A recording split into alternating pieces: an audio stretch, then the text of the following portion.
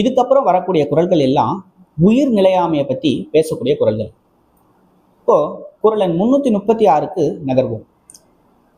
நெருநல் உளன் ஒருவன் இன்று இல்லை என்னும் பெருமை உடைத்து இவ்வுலகு அப்படின்ட்டு வள்ளுவர் சொல்றார். அதாவது நெருநல் அப்படின்னா நேற்று இருந்தவன் இன்று இல்லை என்னும் பெருமை உடையது இந்த உலகம் அப்படின்னு சொல்றார். இப்போ உலகத்தின் பெருமை என்னன்னா, நேற்று இருந்தவன் இன்னைக்கு இல்லை, அதுதான் இந்த உலகத்தின் பெருமை அப்படின்ட்டு வள்ளுவர் சொல்றார். இந்த பெருமை என்பதற்கு நிறைய கருத்து வேறுபாடுகள் இருக்கு. நிறைய பேர் நிறைய விதமாக சொல்றாங்க. நம்ம ஒன்று ஒன்றா பார்ப்போம். அதில் நம்ம கடைசியாக ஒரு தீர்வுக்கு வருவோம். முதல்ல சாவை தான், மரணத்தை தான் பெருமை என்கிறார் வள்ளுவர் அப்படின்ட்டு ஒரு சாரார் சொல்றாங்க.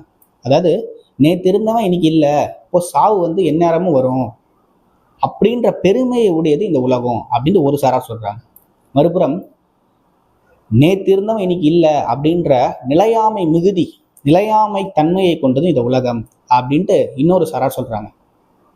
இன்னொரு புறம் நம்ம நச்சு பாம்பை வந்து நல்ல பாம்புன்னு சொல்லுவோம். அதை வந்து மங்கள வழக்கு அப்படின்னு சொல்லுவாங்க.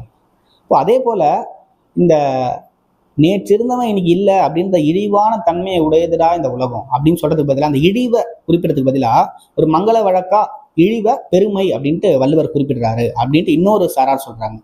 கடைசியா நேற்று இருந்தவன் இன்னைக்கு இல்லை அப்படின்ற நிலையாமை ஆகிய பேர் இயல்பை கொண்டது இந்த உலகம் அப்படின்ட்டு ஒரு சில சாரார் சொல்றாங்க.